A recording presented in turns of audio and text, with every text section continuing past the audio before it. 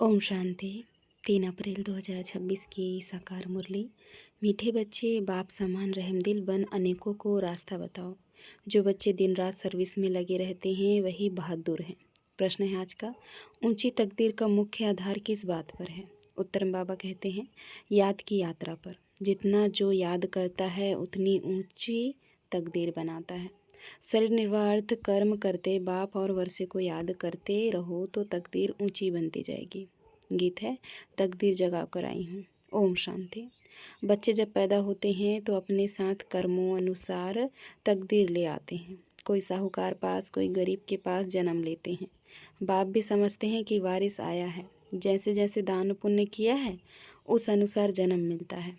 अब तो मीठे मीठे सिकलदे बच्चों को कल्प बाद फिर से बाप ने आकर समझाया है।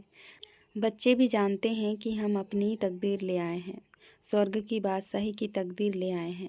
जिन्होंने अच्छी तरह से जाना है और बाप को याद कर रहे हैं, याद के साथ तकदीर का कनेक्शन है। जन्म लिया है तो बाप की याद भी होनी चाहिए। जितना याद करेंगे उतनी तकदीर ऊंची रहेगी। कितनी सहज बात है, सेकंड में जीवन मुक्ति मिल जाती है। तुम आए हो सुखधाम की तकदीर प्राप्त करने। अभी हर एक पुरुषार्थ कर रहे हैं, हर एक अपने को देख रहे हैं कि हम कैसे पुरुषार्थ कर रहे हैं। जैसे मम्मा पापा और सर्विसेबल बच्चे पुरुषार्थ करते हैं, उनको फॉलो करना चाहिए। सबको बाप का परिचय देना चाहिए। बाप का परिचय दिया तो रचना के आदि मध्य अंत का भी आ जाएगा। ऋषि मुनि आदि कोई भी रास्ता और रचना के आदि मध्य अंत का नॉलेज दे नहीं सकते। अभी तुम्हारी बुद्धि में सारा चक्र स्मृति में रहता है।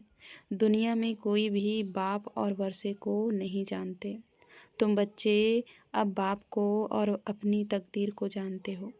अब बाप को याद करना है, शरीर निर्वाह अर्थ कर्म भी करना है, घर बार भी संभालना है। कोई निर्बंधन है तो वह अच्छी सर्विस कर सकते हैं। बाल बच्चे कोई नहीं तो उनको सर्विस करने का अच्छा चांस है। स्त्री को पति व बच्चों का बंधन होता है। अगर बच्चे नहीं हैं तो बंधन मुक्त ठहरे ना। वह जैसे वानप्रस्थी हो गए। फिर मुक्ति धाम में जाने के लिए संग चाहिए। भक्ति मार्ग में तो संग मिलता है साधुओं आदि का, निवृत्ति मार्ग वालों का। वह निवृत्ति मार्ग वाले प्रवृत्ति मार्ग का वर्षा दिला ना सके। तुम बच्चे ही दिला सकते हो। तुमको बाप ने रास्ता बताया है। भारत की हिस्ट्री ज्योग्राफी 84 जन्मों की बैठ समझाऊं। भारतवासी ही 84 जन्म लेते हैं, एक की बात नहीं है। सूर्यवंशी सो फिर चंद्रवंशी फिर वैश्यवंशी घराने में आते हैं। नंबरवार तो होते हैं ना। भारत का पहला नंबर प्रिंस है श्री कृष्ण, जिसको झूले में झुलाते हैं। दूसरे नंबर को झुलाते ही नहीं है क्योंकि कला कम हो गई। जो पहला नंबर है पूजा उसकी होती है। मनुष्य समझते नहीं है कि श्री कृष्ण एक है, वह 2-3 है। श्री कृष्ण की डिनेस्टी चलती है, यह किसी को भी पता नहीं है। पूजा सिर्फ नंबर 1 की होती है। मार्क्स तो नंबरवार ही मिलते हैं, तो पुरुषार्थ करना चाहिए कि क्यों ना हम पहले नंबर में आए। मम्मा बाबा को फॉलो करें, उनकी राजधानी ले लें। जो अच्छी सर्विस करेंगे वह अच्छे महाराजा के घर में जन्म लेंगे। वहाँ तो है ही महाराजा महारानी। उस समय कोई राजा रानी का टाइटल नहीं होता है, वह बाद में शुरू होता है। द्वापर से जब पतित बनते हैं तो उनमें बड़ी प्रॉपर्टी वाले को महाराजा कहा जाता है। फिर राजा का लक़ब कम हो जाता है। फिर जब भक्ति मार्ग होता है तो गरीब साहूकार में फ़र्क तो रहता है ना। अब तुम बच्चे ही शिव बाबा को याद करते हो और उनसे वर्षा ले रहे हो, और सत्संगों में मनुष्य बैठ कथा सुनाते हैं। मनुष्य मनुष्य को भक्ति सिखलाते हैं। वे ज्ञान देकर सद्गति नहीं कर सकते। वेद शास्त्र आदि सब हैं भक्ति मार्ग के। सद्गति तो ज्ञान से होती है। पुनर्जन्म को भी मानते हैं। बीच में तो कोई भी वापस जा न सके, अंत में ही बाप आकर सबको ले जाते हैं। इतनी सब आत्माएं कहाँ जाकर ठहरेंगी? सब धर्म वालों के सेक्शन तो अलग अलग हैं ना।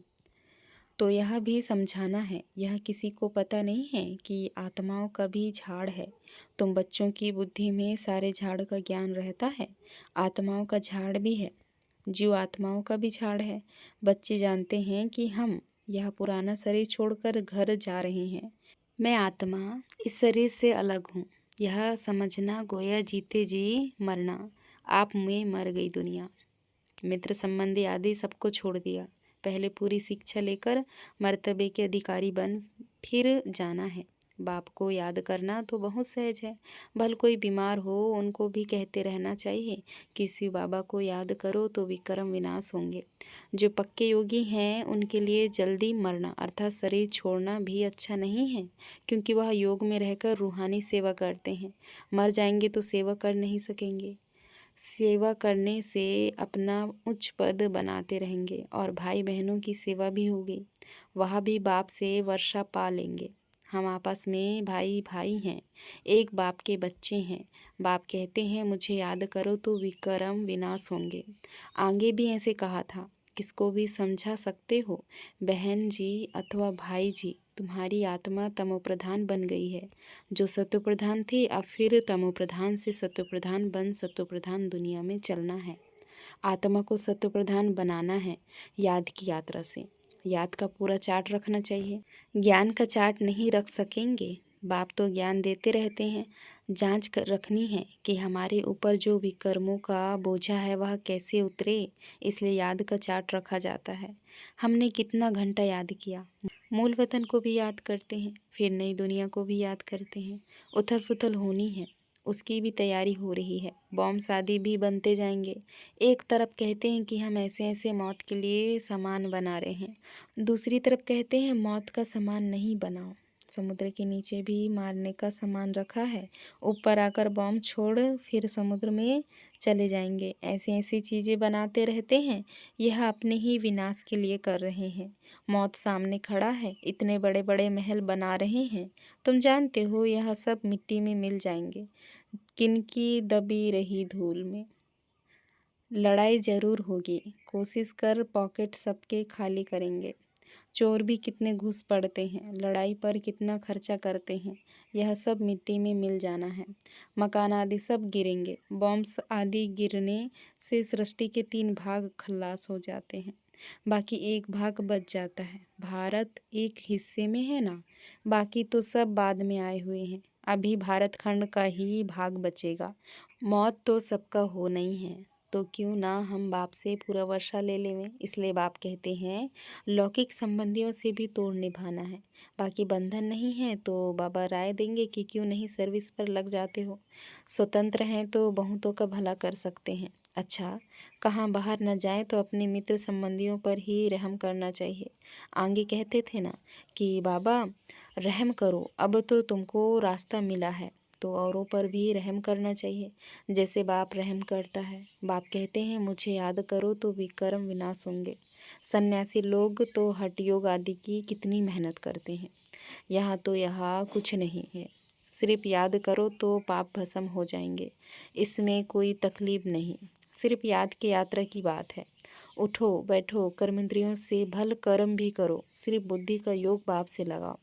सच्चा सच्चा आशिक बनना है उस मासूक का। खुद कहते हैं कि हे आशिकों, हे बच्चों, भक्ति मार्ग में तो बहुत याद किया, लेकिन अब मुझे मासूक को याद करो तो तुम्हारे पाप भस्म होंगे।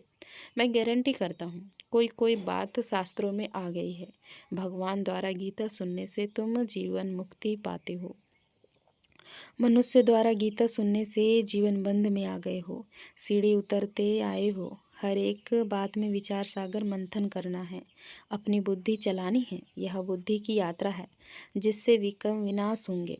वेद शास्त्र यज्ञ तप आदि करने से पाप नाश नहीं होंगे, नीचे ही गिरते आए। अभी तुमको ऊपर जाना है, सिर्फ सीढ़ी से कोई समझ नहीं सकेंगे जब तक उस पर कोई समझाए नहीं। जैसे छोटे बच्चे को चित्र दिखाकर सिखाना पड़ता है, यह हाथी है, जब हाथी देखेंगे तो चित्र भी याद आएगा।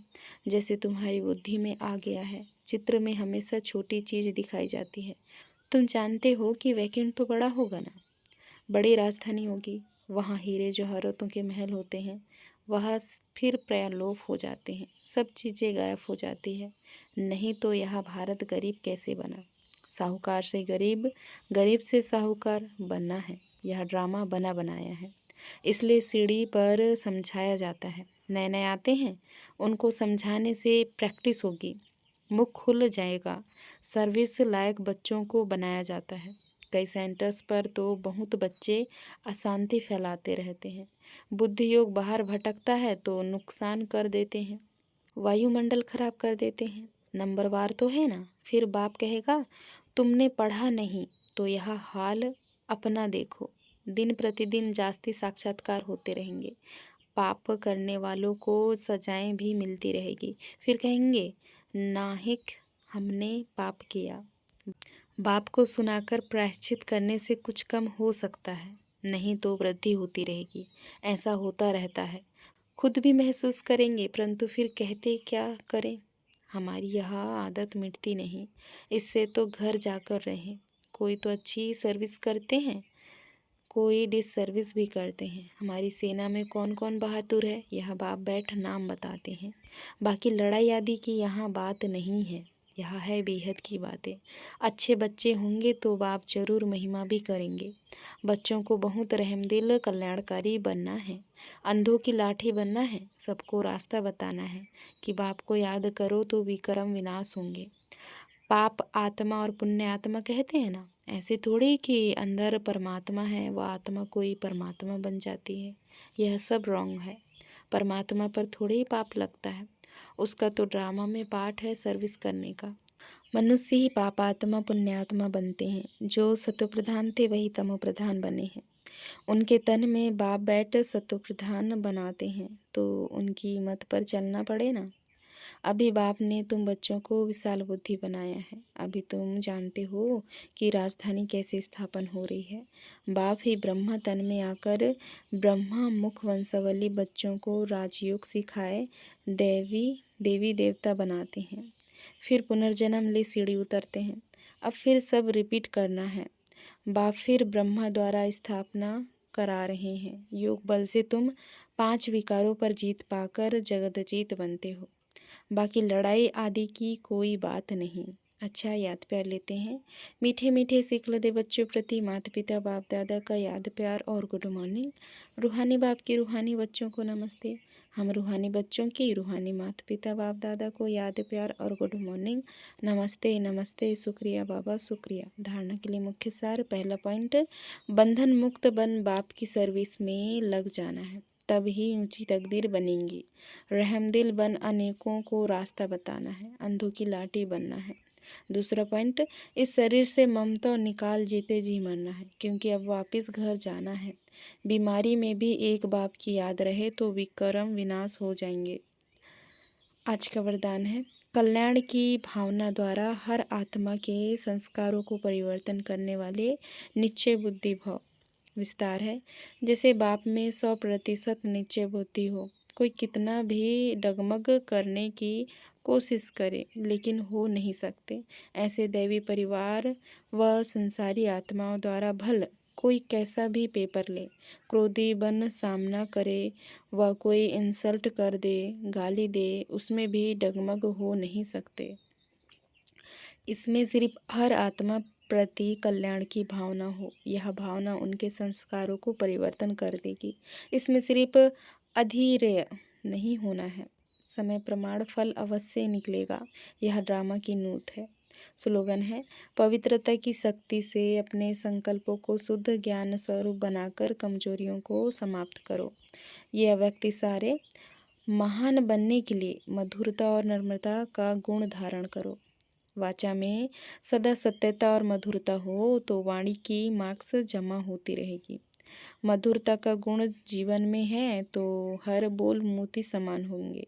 ऐसे लगेगा जैसे बोल नहीं रहे हैं, मोतियों की वर्षा हो रही है। वे ऐसा बोल बोलेंगे जो सुनने वाले सोचेंगे कि ऐसा बोल हम भी बोले। सबको सुनकर सीखने की, फॉलो करने की प्रेरणा मिलेगी। ऐसे मधुर बोल का वाइब्रेशन सर्व को स्वतः ही खींचता है। अच्छा, ओम शांति।